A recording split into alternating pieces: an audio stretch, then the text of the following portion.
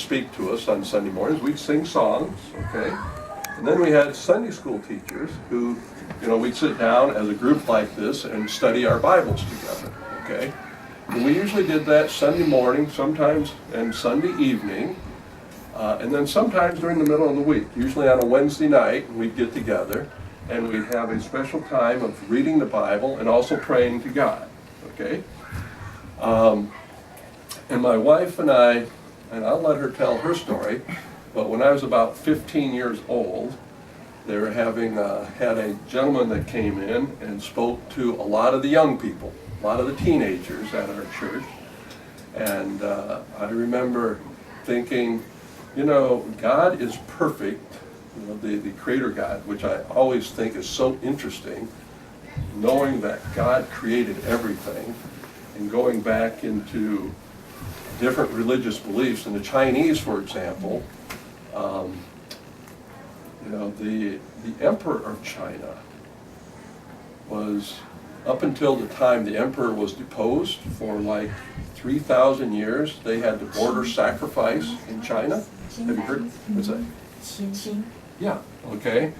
And the type of sacrifices that they would do as the emperor were very much like what the Jewish people did way back, 2,000 years ago, okay?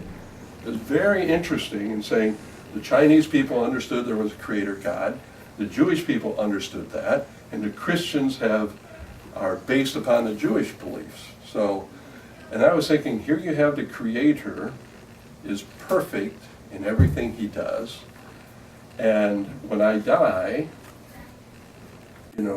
how am I ever going to get to see the Creator as an entity that will accept me?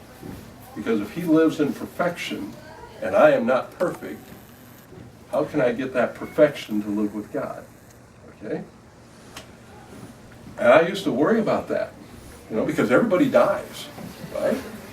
Everybody dies, and you are going to have to talk to God Himself after death. And are you going to be with God? Are you going to be condemned to where people go if they aren't perfect? Okay, and I was thinking, I have sinned, I have done wrong.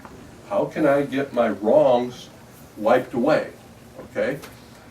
And when I was about 15 years old, I really understood that God as Creator sent His Son, Jesus Christ, about 2,000 years ago, sent His Son, Jesus Christ, who is God Himself, and Jesus Christ lived a perfect life. He never sinned. And all He did was do good things for people. He'd heal the sick, people that had mental illnesses. He took care of the mental illnesses. He took care of the physical illnesses. He told His 12 disciples, eventually He told them, I am the one that the Jewish people have been looking forward to for about 1,500 years, to be the Messiah, to be the anointed one, to be the one that would come and be the sacrifice for sin. Okay, for people's wrongdoing, which was what the Jewish sacrifices were all about, and I think really is what the Emperor of China was looking at when he had his border sacrifices. And so he said, here I am, I'm going to be the sacrifice. Well, the Jewish people weren't looking for a sacrifice, they were looking for a leader that would free them from Roman rule at the time.